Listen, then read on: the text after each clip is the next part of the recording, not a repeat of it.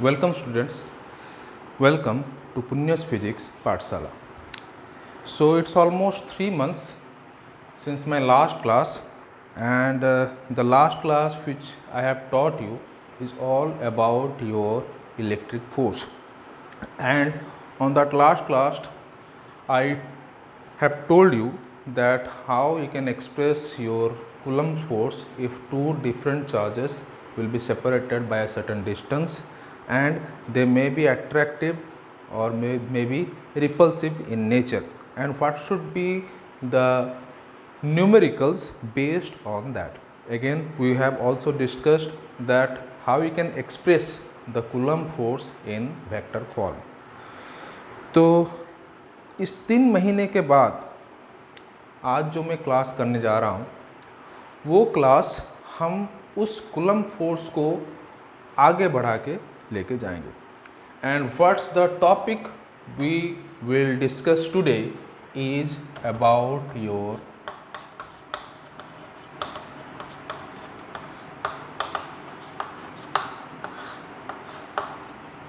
electric field. So in the electric field, the term which we will learn is about your source charge, then about your test charge, then your strength of the field, which is also known as electric field intensity, then some special conditions on electric field. Not exactly the special conditions, we can say the significance. Then later on we will discuss that what's the electric field intensity due to point charge, and that too in vector फॉर्म. ये सब चीज़ आज हम discuss करने वाले हैं. So let we start from the electric field. तो ये शुरू करने से पहले मैं थोड़ा पीछे जाना चाहता हूँ ताकि ये चीज़ समझने में आपको कोई दिक्कत ना हो. तो पीछे कितना ना मैं इलेक्ट्रिक फोर्स के बारे में कहना चाहता हूँ. तो हम इलेक्ट्रिक फोर्स के बारे में क्या पढ़े थे? हम पढ़े थे कि अगर दो चार्ज लिया जाए and that two charge let it be the point charge where one magnitude let it be q1, other magnitude let it be q2, and let they be separated by a certain distance r, then the Coulomb force can be expressed as q1 q2 by r square into k, where k is equal to 1 by 4 pi epsilon naught. And in vector form we can represent that Coulomb force is equal to k q1 q2 by r square, that to r cap. वो बाद में कि हम एक charge के लिए coulomb force को क्या रखेंगे, दूसरे चार्ज के लिए क्या रखेंगे, that one is a different case. But you have to introduce a unit vector there, and with the introductions of the unit vector that will be q1 q2 by r cube into r vector. So this is all about the expressions of the Coulomb's force. Now in the Coulomb force we have expressed the force between the 2 point charges which are stationary in nature and let they be separated by a certain distance r. So on that conditions these two charges may have the same nature or of different nature, for which there may be a force of attractions or there may be a force of repulsions. And we have also gone through the graph or the graphical presentations between the force and your distance of separations by taking the inverse of the distance of separations or directly with the distance of separations. So on that, this is what the basic expressions of your Coulomb force between two point charges having significant value. एक fixed value के लिए ये उन दोनों के बीच का Coulomb force रहेगा. अभी इन दोनों के बीच का जो फोर्स रहेगा, ये दोनों के बीच के फोर्स में एक ऐसा पॉइंट आएगा जहाँ पे ये फोर्स का मैग्नीट्यूड क्या हो जाएगा ना, जीरो हो जाएगा. सो उसी पॉइंट में हम बोलेंगे, उस पॉइंट को हम न्यूट्रल पॉइंट बोलेंगे. And what's the neutral point? You can get the idea about the neutral point where the net force will be zero और the total systems will be in equilibrium. और ये सब कुछ मैं अपने एक वीडियो में उसको एक्सप्लेन किया हूँ. वो वीडियो को आप ऊपर के जो पर्टिकुलर साइड दिया गया है, ऊपर का जो कलम दिया है, उसमें आप वो लिंक दिया गया है, उस लिंक को आप क्लिक करके उसके बारे में डिटेल जान सकते हैं. और उसके बेस में कुछ न्यूमेरिकल्स भी डिस्कस किया हूँ जो ज़्यादातर आपके एग्ज़ाम में आता रहता है. वो कोई भी बोर्ड हो, वो CBSE बोर्ड हो या ICSE बोर्ड हो या फिर कोई भी स्टेट बोर्ड हो, जनरली कूलम्ब फोर्स के ऊपर ज़्यादातर न्यूमेरिकल्स इसी न्यूट्रल पॉइंट के ऊपर बेस होकर आता है. तो अभी ये जो फोर्स दिया गया है, ये फोर्स होता क्या है, दो चार्ज के बीच, और ये दो चार्ज के कुछ वैल्यू रहते हैं. तो अभी ये जो फोर्स है, ये फोर्स अगर हम कंपेयर करें, मतलब किस फैक्टर के ऊपर ज़्यादा डिपेंडेंट है, तो सिर्फ एक ही फैक्टर है, वो है डिस्टेंस. क्यों? क्योंकि अगर हम k के वैल्यू को पकड़ेंगे, that one has a fixed value which is 1/4πε0 which has a fixed amount also, and that value is equal to 9 into 10 to the power 9, and you know the newtons, that you know the your unit of that. And then again what? The magnitude of the charges, your q1 and q2. So अगर हम constant का value पकड़ें तो constant कितना रहेंगे? That one is the constant value k, q1, q2. सो एक ही factor के ऊपर ये फोर्स डिपेंड करता है, और ये फैक्टर है क्या ना, डिस्टेंस. तो अगर वो डेफिनेट चार्ज को हम डिस्टेंस ऑफ सेपरेशंस को क्लोज करेंगे तो उसी बीच फोर्स ऑफ अट्रैक्शंस और रिपल्शंस ज़्यादा होगा. अगर डिस्टेंस ऑफ सेपरेशंस को थोड़ा ज़्यादा लेंगे तो फोर्स ऑफ अट्रैक्शंस और रिपल्शन दोनों के बीच कम होगा.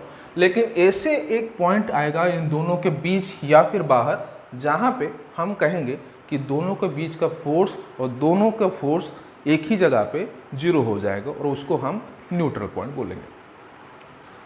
अभी ऐसा मान लिया जाए कि ये जो चार्ज का वैल्यू है वो कम है, तो हम ये शायद जानते हैं कि जिस चार्ज का मैग्नीट्यूड कम रहेगा, न्यूट्रल पॉइंट उसके नज़दीक रहेगा. जितना भी हम चार्ज का वैल्यू कम लेंगे, न्यूट्रल पॉइंट उसके काफ़ी नज़दीक रहेगा. हम अगर यहाँ पे चार्ज का वैल्यू कम ले लिए तो न्यूट्रल पॉइंट इसके नज़दीक, इसके चार्ज का वैल्यू कम ले लिए तो न्यूट्रल पॉइंट इसके नज़दीक. अगर दोनों चार्ज के वैल्यू सेम हो जाएगा तो न्यूट्रल पॉइंट बीचों बीच आएगा, प्रोवाइडेड ये दोनों, मैं कहूँगा क्या, सेम साइन है या फिर अपोजिट है.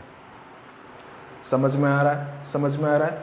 तो अभी दोनों का मैग्नीट्यूड, मैं क्या बोल रहा हूँ, अगर Q1 और Q2 इक्वल हो गए तो एग्जैक्टली मिडिल में आएगा. इसका वैल्यू जितना होगा उसका वैल्यू एग्जैक्टली सेम होगा. अगर ये R है तो दूसरा भी R ही निकलेगा. लेकिन अगर एक का चार्ज दूसरे के कंपेयर से अगर कम हो गया तो जिसका चार्ज कम होगा, न्यूट्रल पॉइंट उसी के नज़दीक आएगा. तो हम न्यूट्रल पॉइंट को चार्ज के मैग्नीट्यूड के हिसाब से उसको रिलेट करते हैं.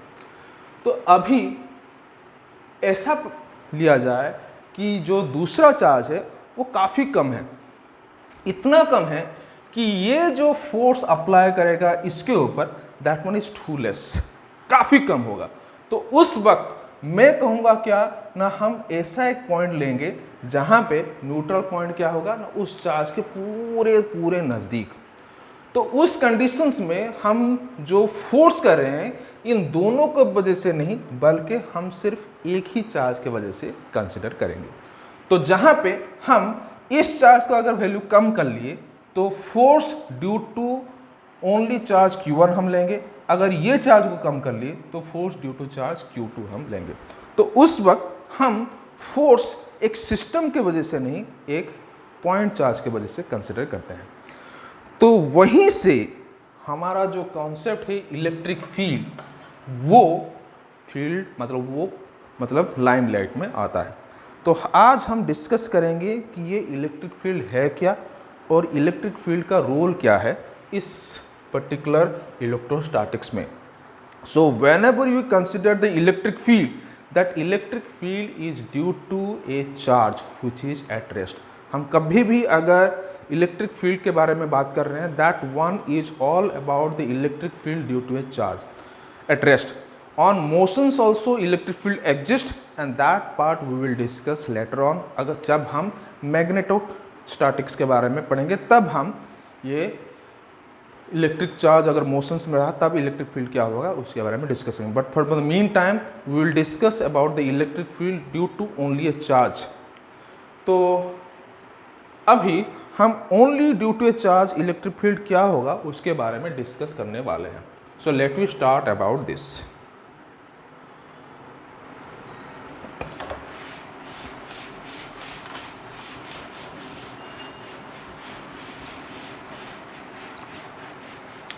Now, before going through the electric field, let me give you some logic behind the field. Whenever we discuss about the field, field is what one type of periphery, a region, एक boundary conditions रहता है जहाँ पे हमें कुछ भी करने के लिए आज़ादी हो। तो कोई भी बंदा अगर तुम्हें ये पूछे कि खेलने जाओ, कैसा ना आउटडोर गेम खेलने जाओ, तो हम कहते हैं चलो फील्ड को चलते हैं। मतलब वो जो एक पेरिफेरी, एक बाउंड्री है, वहाँ पे हम वो एक्टिविटी बिना कोई नोक झोंक के, बिना कोई कंडीशंस के हम आराम से कर सकते हैं। जैसे ही कहा गया कि फुटबॉल खेलो, तो फुटबॉल एक ऐसा पर्टिकुलर रीजन के अंदर खेला जाएगा जहाँ पे हमें कोई ये ना कहे कि इस रीजन से बाहर तुम जाके नहीं खेल सकते। तो फील्ड मतलब एक रीजन है जहाँ पे you are free to do. तो वैसे ही हम अगर फिजिक्स में फील्ड के बारे में डिस्कस करें तो काफ़ी सारे ऐसे फील्ड के कॉन्सेप्ट हम पढ़ने वाले हैं या फिर पढ़ चुके हैं जहाँ पे हम एक सब्जेक्ट का नेचर को प्रॉपरली स्टडी कर रहे हैं। जैसे कि मैं कह रहा हूँ ये एक बॉडी है, ये एक बॉडी है, आप देख सकते हैं एक चौक के पीस है ये। तो अगर पूछा जाए ये चौक के पीस आपको क्यों दिखा रहे हैं, तो इसमें अगर पूछा जाए कि इसका फिजिकल क्वांटिटी, इसके ऊपर कौन से फिजिकल क्वांटिटी रिलेटेड है, तो मैं कहूँगा दो फिजिकल क्वांटिटी जनरली इसके ऊपर रिलेटेड रहेंगे। पहला होगा इसका लेंथ, दूसरा होगा इसका मास। तो उस वक्त by taking to considerations that what's the physical quantity this particular chalk has, I must say one is the mass, second one is what the length. So let I allow this chalk to fall freely, और allow किया तो ये चौक freely नीचे आ गया। तो अगर कोई तुम्हें पूछे कि क्वेश्चंस कि ये चौक नीचे क्यों आया, तो obviously the answer is what due to the force of gravity। Force due to gravity आग एक चौक के ऊपर अप्लाई होता है और ये फोर्स ड्यू टू ग्रेविटी की वजह से ये चौक नीचे चले जाता है। तो on that conditions if you consider that how much force you are giving, that force we can calculate by taking the mass of this chalk and the mass of this particular earth, and let they be separated by a certain distance, and when we allow the chalk to fall, then what happens, this chalk, since it has a very small mass, as we have taken two charges, one has a very small amount of charge, this particular body will not apply any force, rather the force due to gravity is what applied on that, and due to that gravitational force this chalk is get attracted and it comes to the surface of the ground.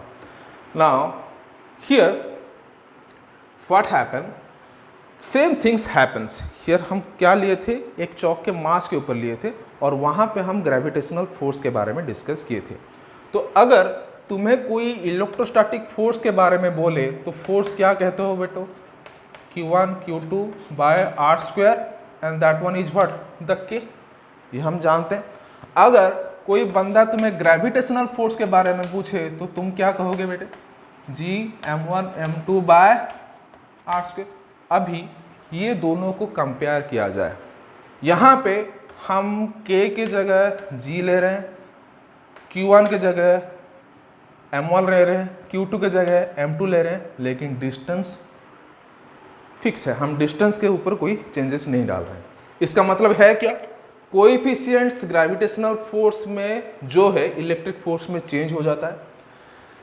यहाँ पे मास ले रहे हैं, यहाँ पे charge हो जा रहा है, और यहाँ पे जो r² कह रहे हैं ये डिस्टेंस सेम रहेगा, जो कि हम क्लास में ऑलरेडी डिस्कस कर चुके हैं कि ग्रेविटेशनल फोर्स और इलेक्ट्रोस्टैटिक फोर्स के बीच एक ही रिजम्बल्स रहता है कि दोनों इन्वर्स स्क्वायर लॉ को फॉलो करते हैं। तो उसी हिसाब से हम मास की जगह अगर हम चार्ज ले लें तो ये जो फोर्स ग्रेविटेशन के लिए लग रहा है यहाँ पे वही पर्टिकुलर फोर्स हम इलेक्ट्रिसिटी के लिए अप्लाई करते हैं, और यहाँ पे जिस फील्ड को हम ग्रेविटेशनल फील्ड कहते हैं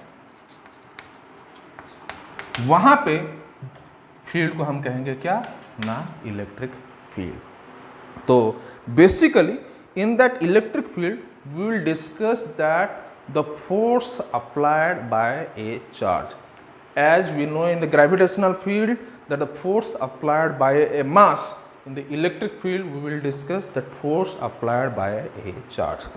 So let we go on detail about your electric field. So what's the electric field? Let we move on. तो इलेक्ट्रिक फील्ड को हम कैसे डिस्कस करें, तो इसके लिए मुझे एक चार्ज लेना है जिसका वैल्यू एक सिग्निफिकेंट वैल्यू हो, जो कि हमें मालूम होना चाहिए, हम उतना भी कम वैल्यू ना लें जिसके वजह से हमें फील्ड को जानने में दिक्कत हो। एक सिग्निफिकेंट वैल्यू ले रहे हैं, उस सिग्निफिकेंट वैल्यू का एक चार्ज ले रहे हैं, और let this particular charge be mentioned as a capital Q. Now on that conditions what happens if any charge will come closer to that, obviously an electric force will come into play. कोई भी charge इसके नज़दीक लाओ तो एक electric force इसके वजह से एक्सपीरियंस होगा। तो अगर उसी अमाउंट ऑफ चार्ज लिया जाए तो इसका जो फोर्स रहेगा उसका भी वही फोर्स रहेगा, और बीचों बीच एक ऐसा पॉइंट आएगा जहाँ पे फोर्स 0 हो जाएगा। तो वहाँ पे क्या होगा ना, हमें इस पर्टिकुलर चार्ज का जो फोर्स है उसको डिटरमाइन करने में काफ़ी दिक्कत आएगा। तो हम क्या करेंगे ना, ये जो चार्ज है उसके बगल में बहुत ही छोटा सा चार्ज रखें, इतना छोटा चार्ज कि ये जो इलेक्ट्रिक फोर्स देगा इसके ऊपर वो फोर्स का इम्पैक्ट काफ़ी कम रहेगा। तो अभी ये जो स्मॉल चार्ज इसके पास रहा, इसका फोर्स इसके ऊपर इतना कम रहेगा कि ये फोर्स इसके लिए हम उसको नेगलेक्ट कर सकते हैं। जैसे कि हम पहले ये मास को लेके बोले थे कि हम ये मास को अगर रिलीज कर लेते हैं तो ये मास नीचे आ जाता है। क्यों आ जाता है? क्योंकि अगर हम मास ऑफ अर्थ और mass of this particular body को कंपेयर करें तो दोनों के मास के बीच ये मास उसके कंपेयर से काफ़ी कम है। काफ़ी कम मतलब बहुत ही कम। तो इसीलिए हम अगर इस मास को नेगलेक्ट कर लेते हैं तो जो भी फोर्स आएगा वो only force due to the earth surface, and due to that the body will come closer to the surface of the earth. So वैसे ही अगर हम इन दोनों चार्ज के बीच एक का चार्ज काफ़ी ज़्यादा ले लिए और दूसरे का चार्ज इतना कम ले लिए कि इसका इम्पैक्ट उसके ऊपर कम रहेगा, तो क्या होगा, ये जो चार्ज है इस पर्टिकुलर चार्ज को आइदर अट्रैक्ट करेगा या फिर रिपेल करेगा। इसको आइदर अट्रैक्ट करेगा या फिर क्या करेगा, रिपेल करेगा। तो यहाँ पे क्वेश्चन होता है कि ये जो चार्ज दूसरे चार्ज को अट्रैक्ट कर रहा है कितने ज़्यादा फोर्स से अट्रैक्ट कर रहा है, या फिर अगर रिपेल कर रहा है तो कितने ज़्यादा फोर्स से रिपेल कर रहा है। तो अभी इन दोनों के बीच का अगर फोर्स मापा जाए या फिर कैलकुलेट किया जाए तो फोर्स मैं बोलूँगा कितना ना, capital Q bye r² into के। तो दोनों के बीच का क्वांटिटी फिक्स, ये k का वैल्यू फिक्स, जो कि हम कह रहे हैं कितना ना, that one is 1/4πε0। Then what the force is related with, I can say the force is related with द square of the distance and this particular force is inversely proportional to this. Means अगर ये charge को हम जितना दूर ले जाएं ये फोर्स उतना ही घटता जाएगा। तो एक ऐसा पॉइंट आएगा जहां पे इस पर्टिकुलर चार्ज इसके ऊपर फोर्स कितना देगा, ना जीरो। कब, ना जब ये डिस्टेंस इन्फिनिटी हो जाए। तो उसका मतलब ये हुआ कि ये जो चार्ज फोर्स दे रहा है एक पर्टिकुलर रीजन के अंदर दे रहा है, एक पर्टिकुलर रीजन के अंदर दे रहा है। वो रीजन से दूर अगर कोई बॉडी चले जाए तो इसका फोर्स उसी पर्टिकुलर चार्ज बॉडी के लिए जीरो हो जाएगा, प्रोवाइडेड वो चार्ज इस चार्ज के कंपेयर करने से काफी कम हो। तो जिस रीजन के अंदर एक पर्टिकुलर चार्ज अपना फोर्स को एक्सपीरियंस करवाता है उसी रीजन, उसी पर्टिकुलर पेरिफेरी को हम उसी चार्ज का इलेक्ट्रिक फील्ड बोलेंगे। So how we can define that, we can say that the charge whatever we have taken, that charge will experience a force in a particular region. Now how can you define that how much force it can express? By taking a small amount of charge whose magnitude is negligible compared to the given charge. Now in a particular region we can experience the force of the respective charge, and beyond that region we cannot experience that particular force. So the region, the surrounding, the periphery within which we can experience the force obtained by this particular charge is known as your electric field. So how can you define the electric field? The electric field can be defined as, I am writing the statement, just listen. The statement is, the electric field means it is defined as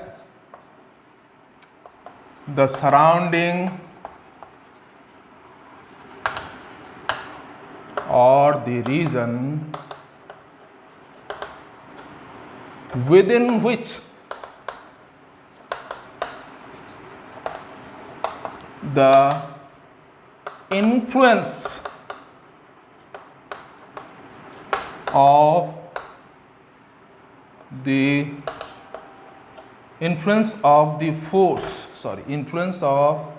the force due to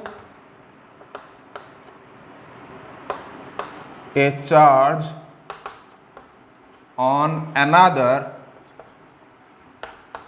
is experienced. ये एक boundary है, एक surrounding है, एक reason है जहां पे हम force due to the charge हम एक्सपीरियंस कर सकते हैं। So this is for the boundary, a periphery, एक इलाका। Everybody got it?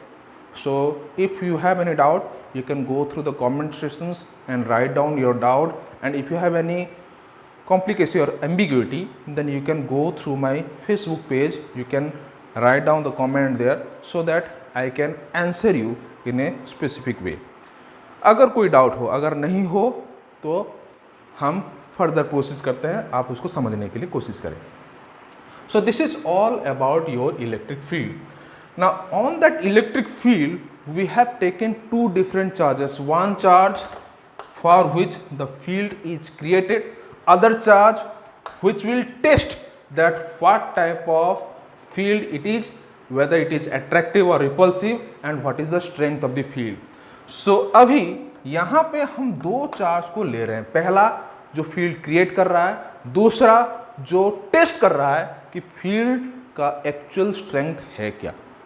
तो यहाँ पे हम दो टाइप ऑफ चार्ज को हम स्टडी करेंगे। पहला क्या, ना that one is your source charge, दूसरा क्या, ना that one is your test charge.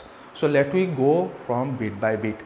First of all, what is source charge? Source charge can be taken in this particular systems as your capital Q. Why? Because this is the charge which can be treated as a source for the respective electric field. ये वही charge है जिसके वजह से field create हो रहा है। तो फील्ड जहां से क्रिएट होगा वही उस फील्ड के लिए सोर्स बनेगा। तो यहाँ पे जो फील्ड हम क्रिएट कर रहे हैं that one is only due to the charge capital Q. Now this particular field has how much periphery, उसका बाउंड्री कितना दूर तक फैला हुआ है, ये डिपेंड किसके ऊपर करता है, इस पर्टिकुलर चार्ज के स्ट्रेंथ के ऊपर. अगर मैं पकड़ लूँ 2 कूलम चार्ज ले रहा हूँ तो ये जो चार्ज 2 कूलम है उसके लिए जितना फील्ड होगा, मैं अगर 5 कूलम ले लो तो उसके लिए फील्ड उससे भी ज़्यादा होगा. तो वो जो फील्ड का स्ट्रेंथ है उसको हम स्टडी कैसे करेंगे ना, by taking a small charge near to the source charge. जो हम स्मॉल चार्ज ले रहे हैं that small charge will determine that how much the field is produced due to your source charge. कितना फील्ड हम प्रोड्यूस कर रहे हैं due to this source charge, that can be calculated with a very small amount of charge which is placed near to the source charge. अगर इस source charge को नज़दीक लाऊं तो ऑब्वियसली डिस्टेंस कम हो जाएगा, इसके लिए फोर्स काफ़ी कम है, तो ये जो चार्ज होगा इसको आइदर अट्रैक्ट करेगा या फिर रिपेल करेगा. ना question is on which conditions we say the particular charge, this small amount of charge will be attracted और this small amount of charge will be repelled. कब हम कह सकते हैं कि ये चार्ज अट्रैक्ट होगा और ये चार्ज रिपेल होगा. तो इसको जानने के लिए हमें ये जो चार्ज है, जो स्मॉल अमाउंट ऑफ चार्ज है, उस चार्ज को एक नाम देंगे. क्या नाम देंगे ना, उसी चार्ज को हम देंगे, बोलेंगे क्या ना, that one is your test charge. तो source charge capital Q, test charge small q. अभी यहाँ पे क्वेश्चन आएगा कि सर टेस्ट चार्ज बोल रहे हैं, यहाँ पे तो काफ़ी प्रॉब्लम है. प्रॉब्लम नंबर 1, हम नहीं जानते ये पॉजिटिव है या नेगेटिव है. प्रॉब्लम नंबर 2, हम ये भी नहीं जानते कि ये पॉजिटिव है या नेगेटिव है. कोई एक अगर पॉजिटिव या नेगेटिव हम जान ले तब जाके हम कह सकते हैं कि ये फोर्स ऑफ अट्रैक्शन होगा या फिर रिपल्स होगा. क्यों ना, अगर हम बोल लें कि ये पॉजिटिव है और यहाँ पे अगर चार्ज रिपेल हो रहा है तो ऑब्वियसली हम बोलेंगे कि ये जो टेस्ट चार्ज है ये क्या होगा, पॉजिटिव होगा. अगर ये नेगेटिव है तो हम ये बोलेंगे क्या ना, ये नेगेटिव है. अगर ये अट्रैक्ट हुआ तो हम नेगेटिव के लिए इसको पॉजिटिव बोलेंगे, पॉजिटिव के लिए इसको नेगेटिव बोलेंगे. तो कोई एक चार्ज का अगर हम साइन जान ले तो दूसरे चार्ज का हम साइन इजीली जान सकते हैं. तो हमें कौन सा चार्ज का साइन जानना काफ़ी ज़रूरी है. तो यहाँ पे एक लॉजिक है कि हम फील्ड किसके निकाल रहे हैं, कैपिटल Q का. हम फील्ड किसके निकाल रहे हैं, कैपिटल Q का. स्ट्रेंथ भी किसके निकाल रहे हैं, कैपिटल Q का. तो डायरेक्शन भी किसका निकालेंगे ना, कैपिटल Q का. समझ में आ रहा है. एक बार फिर से मैं कह रहा हूँ चार्ज Q के वजह से हम फील्ड प्रोड्यूस कर रहे हैं.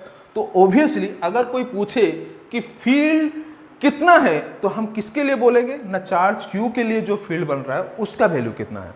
अगर कोई पूछे कि ये फील्ड जिस फोर्स के लिए प्रोड्यूस होगा वो फोर्स अट्रैक्टिव होगा या रिपल्सिव होगा, तो हम किसके वजह से बोल रहे हैं ना, कैपिटल Q की वजह से बोल रहे हैं. तो हमें ये हमेशा ध्यान रखना होगा कि जो अननोन फैक्टर है वो कभी भी स्मॉल q नहीं हो सकता, वो होगा क्या ना, कैपिटल Q. इसका मतलब ये जो दो चार्ज हम ले रहे हैं कुछ डिस्टेंस ऑफ सेपरेशंस में, इसमें हमें ये जो चार्ज है ये हमेशा अननोन फैक्टर रहेगा और उसी का नेचर हमें निकालना होगा. तो नोन फैक्टर क्या रहेगा ना, नोन फैक्टर रहेगा क्या ना, टेस्ट चार्ज. तो अभी अगर टेस्ट चार्ज को नोन फैक्टर कह रहे हैं तो उसका एक प्रॉपर साइन रहेगा. तो उसी साइन को रिप्रेजेंट करने के लिए whenever we mention the test charge, underline this word, note down the time that what I am saying right now. Whenever we mention the test charge should be named that it is a unit positive test charge. Time note कर लो ऊपर, क्योंकि ये जो line में कहा ये काफ़ी मायने रखता है to know about the electric field. तो मैं उस टेस्ट चार्ज को कह रहा हूं क्या ना, that one is not only a test charge, the complete one is what, your unit positive test charge. तो कोई बंदा कहता है sir why not negative, why not negative, why you are taking the positive. So I have gone through its questions which always come in my mind, why unit positive test charge, why not unit negative test charge. Because if you consider a small amount of charge, you cannot take the charge small than 1 proton और small than 1 electron, क्योंकि उससे कम हम ले भी नहीं सकते। तो यूनिट पॉजिटिव टेस्ट चार्ज मतलब when you say the unit positive, you can take the value of charge is equal to what? Having the unit magnitude, not very small, having unit magnitude, taking the magnitude as a 1. So on that behalf, the value of the test charge will always 1. It cannot be, we cannot say that your value is less than 1, you cannot say, but value is what? Your 1. So on that, so 1 microcoulomb or 1 nanocoulomb, like that, the magnitude always 1. Unit represents the magnitude is what? 1. Now question is why positive not negative? ये जो चीज़ है ये काफ़ी interesting चीज़ है, क्योंकि ये चीज़ हम एक टॉपिक आएगा जहाँ पे हम करंट के बारे में डिस्कस करेंगे, और उस टाइम हम डिस्कस करेंगे that the productions of the current, and the productions of the current is due to the reverse flow of your electron. So हम जब भी कोई चार्ज के बारे में मूव कर रहे हैं तो वहाँ पे हम आइदर चार्ज ऑफ इलेक्ट्रॉन लेंगे या फिर चार्ज ऑफ प्रोटॉन लेंगे। बट यहाँ जो इलेक्ट्रोस्टैटिक हम कह रहे हैं, यहाँ पे we always consider the positive charge, because the reason is whenever you take the considerations of the negative charge, इसकी मोबिलिटी मतलब उसका जो मूवमेंट रहता है, that one is large compared to your positive charge. Means we cannot make the negative charge rest. It's always have the tendency to move on. So we cannot make it rest. So that's why we are taking the positive charge. Or if you compare the charge of proton and electron, both are same. But if you compare the mass, obviously proton has the larger mass compared to your electron. So the inertia property of the proton will be more compared to the electron. Henceforth, it cannot be easily moved from one point to the another point unless we make it move. So इसीलिए whenever we consider the static charge, obviously in a frame of mind we always take the positive charge. Henceforth, the test charge has a nature of positivity, and then the magnitude we have already taken 1. Henceforth, this particular charge which we have taken the test charge has a magnitude 1, and the nature is what? Positive. So here what happens, if a positive charge, test charge will be placed near to the source charge with a certain distance r, and if it will be attracted, then obviously this charge will be negative. If it will be repelled, this charge will be positive. So what happened there? Here this source charge produces the field. It is the reason for which we are creating the field. Now this is the test charge which will determine that what's the magnitude of the field and what's the directions of the field, whether this one is towards the source charge or away from the source charge. So henceforth, this source test charge indirectly tests the nature of your electric field. इसीलिए इसको हम test charge कहते हैं। दूसरे angle में अगर देखा जाए तो कोई बंदा अगर तुम्हें पूछे कि एक अमाउंट है, मतलब तुम्हें कोई मतलब ज़्यादा बड़ा पार्टी चल रहा हो या फिर एक त्योहार चल रहा हो या फिर एक जलसा चल रहा हो या फिर एक लंगर हो, तो वहाँ पे कोई पूछे कि नमक ठीक है या गलत है, कोई अगर तुम्हें बकेट ऑफ करी दे दे या फिर पनीर टिक्का दे दे या फिर कुछ भी दे दे और तुम्हें पूछे कि बंदा ये थोड़ा टेस्ट करके दिखा कि ये इसमें कमी क्या है, तो हम अगर टेस्ट करते हैं तो छोटे से चम्मच में छोटा सा अमाउंट लेके टेस्ट कर लेते हैं। तो उस टेस्ट से हम उसके बारीकी के बारे में इजीली मालूम पड़ जाता है कि ये जो करी है जो कि हम अभी सर्व करने वाले हैं काफ़ी हैवी अमाउंट में, उसको जो सर्व करने वाले हैं उसमें नमक ज़्यादा है या फिर तीखा ज़्यादा है या फिर तीखा कम है, नमक कम है या फिर खट्टा हो गया है ज़्यादा, तो वो सब कुछ एक चम्मच भर अमाउंट के जो करी लिए उससे हम उसके बारे में स्टडी कर लेते हैं।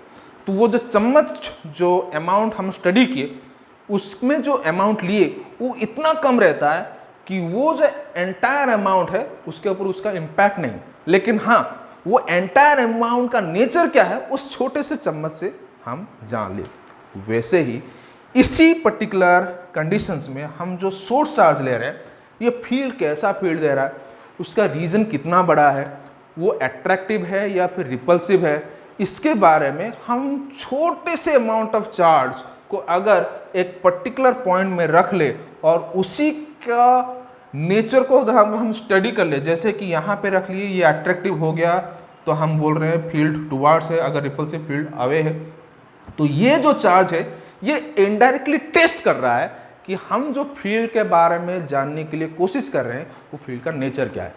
तो ये जो चार्ज जो फील्ड को टेस्ट कर रहा है उसी के लिए ये चार्ज का नाम टेस्ट चार्ज। ये जो चार्ज जिसको कंसिडर किया जाता है कि उसके वजह से फील्ड क्रिएट हुआ है, इसको हम कहेंगे क्या ना, source charge. So this is all about your source charge and your test charge. तो अभी जो नेक्स्ट पॉइंट हम डिस्कस करने जा रहे हैं कि यहाँ पे जो फील्ड प्रोड्यूस हुआ, जो कि हम कैपिटल क्यू ले रहे हैं, वो फील्ड का मैग्नीट्यूड कितना है। तो अभी ओब्वियसली ये बोलेंगे कि अगर हम चार्ज को यहाँ पे ले लिए तो फोर्स ऑफ अट्रैक्शन ज़्यादा रहेगा या फिर रिपल्सन ज़्यादा रहेगा, जितना दूर ले लें फोर्स ऑफ अट्रैक्शन उतना कम रहेगा। तो हम अगर किसी सोर्स चार्ज के वजह से फील्ड प्रोड्यूस हो रहा है और उस फील्ड का स्ट्रेंथ कितना अगर मेजर करने जा रहे हैं, तो ये हमेशा ध्यान में रखना होगा कि हम स्ट्रेंथ कहाँ पे मेजर करने जा रहे हैं, किस पॉइंट में मेजर करने जा रहे हैं। क्यों? अगर हमें कोई पूछे कि यहाँ पे फील्ड कितना, तो ओब्वियसली ज़्यादा, यहाँ पे फील्ड कितना, तो ओब्वियसली कम। तो यहाँ पे हम जब फील्ड का स्ट्रेंथ या फिर मैग्नीट्यूड की डिटरमाइन करने जा रहे हैं, तो ये हमेशा ध्यान रखना पड़ेगा कि कौन से पॉइंट में हम मेजर करने जा रहे हैं। तो whenever you consider about the strength of the field or electric field intensity, always remember electric field intensity, that we always take into consider that we are going to measure this intensity at a point. एक point में हम field intensity को major करने जा रहे हैं and that one is the field produced due to a source charge. तो whenever you say that strength of the field, indirectly we must know that one is the strength of the field at a point, or in a complete one we say the strength of the field produced by a source charge at a point. Strength of the field produced by a source charge at a point. तो हम उस point में field कितना होगा हम उसको measure कैसे करें and what we can represent it. So let we go through that. So for that again we have to consider a source charge q and at a distance of r I am considering a point p where I am placing a unit positive test charge. तो q हुआ क्या ना, that one is your source charge and q0 is what, that one is your test charge. Whenever we consider the test charge, it is positive in nature, magnitude is how much, 1. Or are getting the point or not? Unit positive test charge means here the magnitude is how much, 1. So now on that behalf somebody will say that what's the electric field at a point P, means we will try to know that what's the force applied on a unit positive test charge which is Q0 at the respective point. I repeat, अगर कोई पूछे कि point P में कितना electric field है, उसका मतलब इसी पॉइंट में इस चार्ज के ऊपर कितना फोर्स अप्लाई हो रहा है उसको हम स्टडी करने जा रहे हैं। तो means force applied on a unit positive test charge और force per unit positive test charge will give you the strength of the electric field or it can be known as electric field intensity. तो कभी कभी इसको अगर हम definition के angle से भी देखें तो उसको हम लिखेंगे क्या ना, definition is your the electric field intensity is defined, electric field intensity at a point is defined as the force experienced on a unit positive test charge at